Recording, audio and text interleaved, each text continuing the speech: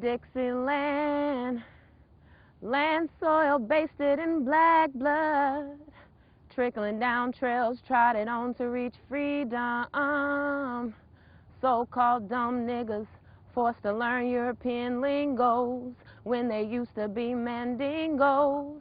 Native manhood forgotten, now they working unwillfully in fields of tobacco and cotton. Land watered by the tears and blood that saturated the Mississippi mud.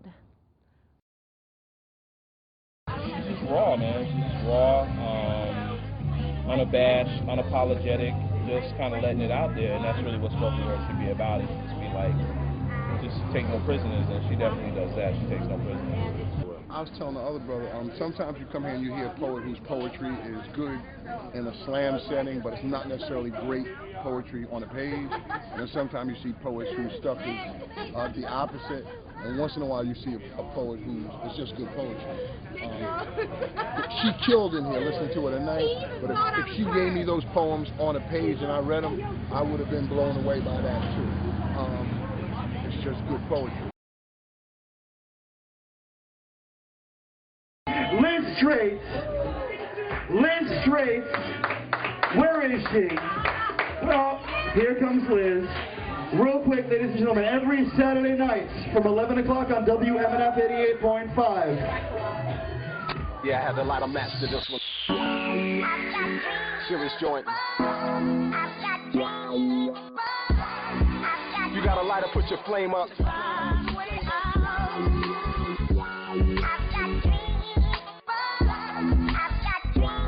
Another ghetto anthem.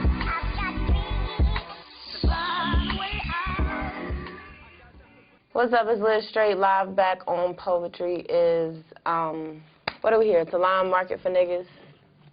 We heard Train of Thought, the Diabetes Blues, and that's You Go To in the background with Chicago.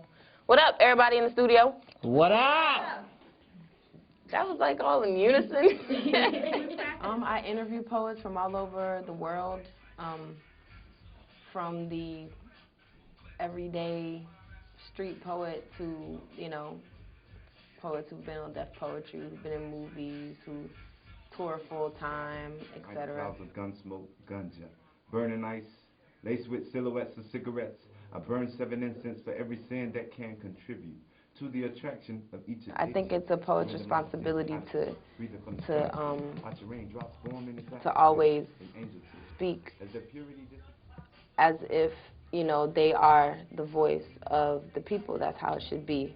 I think we have a responsibility to society and just to the rest of the world and to the struggle for us to keep forwarding, you know, a revolutionary message to the masses, because we do have that outlet and we are in front of the microphone all the time. People pay attention and they listen to us, and you know, we can't just spend our lives writing away about ourselves and our broken hearts and shit like that. I mean, it's so much more going on in the world.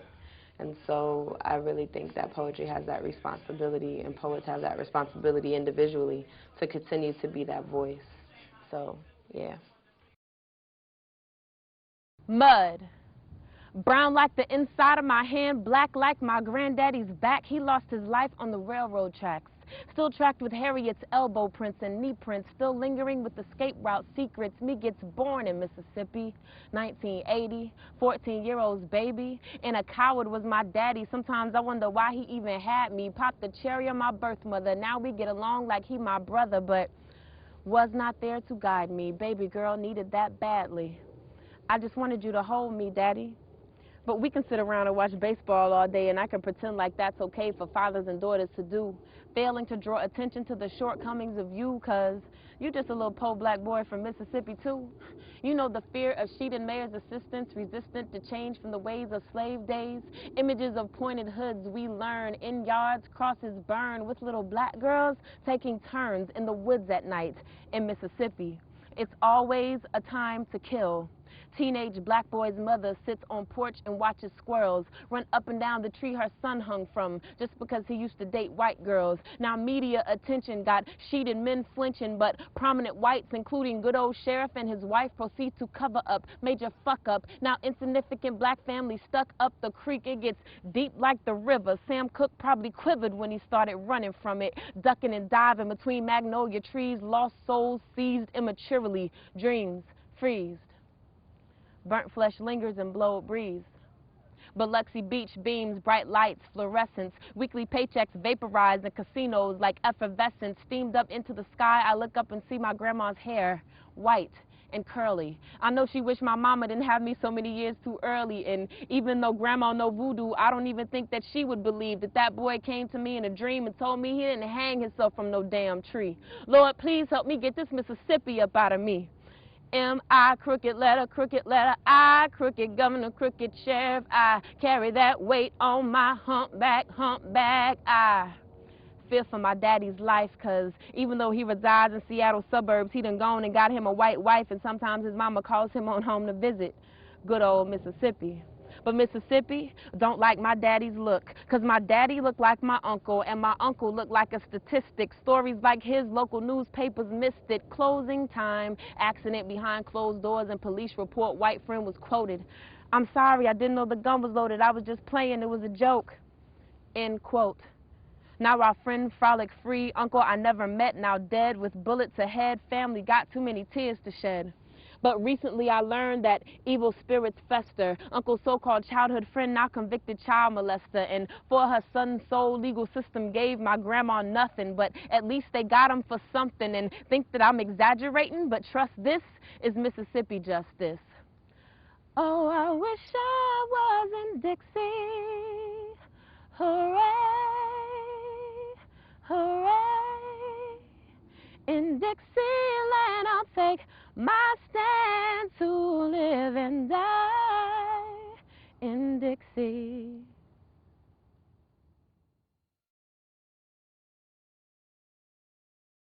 A lifestyle, it's not just a pastime or art form, it really is a way of life. And like, I'm really being sincere right now. It's a way of life for real. Like people, you can tell for someone who just writes poetry from someone who is a poet, like that's what they are. It's inside of them, something that they don't have no control over. Because anybody can sit down and say, okay, I'm gonna rhyme A, B, A, B, and write something that is technically classified as a poem.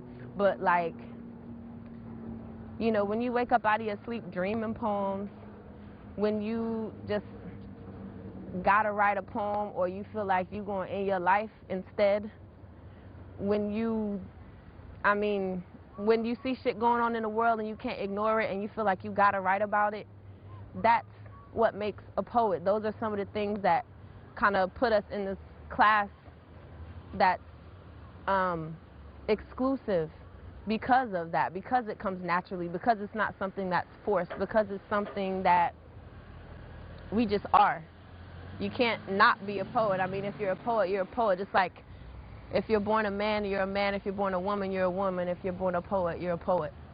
Period. So that's why I love it, because I don't have no choice but to. That's what I was born to be. Or one of the things I was born to be. I really feel that way because I've seen it manifest itself in other people around me as I've been active on the poetry stage for. It's summertime in the city. Niggas out late on the blocks till daybreak, and they say that real hustlers don't sleep, and what's the use? It's no rest for the weary. It keeps on until it's all gone. Hustle hard, profile low, so he don't wind up on the phone. You say it's kinda hard for him to hold a job since the charges ain't expunged from. I feel you, brother, but sometimes we have to slow down. Just look around and discover that we found a true gem in the middle of the wasteland. It's just too bad that precious time it goes wasted. Yeah, I'm kinda skeptical when I see them planes fly low. Look in the ghettos, them tend to drop loads of dope. That Ron and Coke and crack them break they back. They gotta have it, it's a habit. No Sabbath for the addict, you know.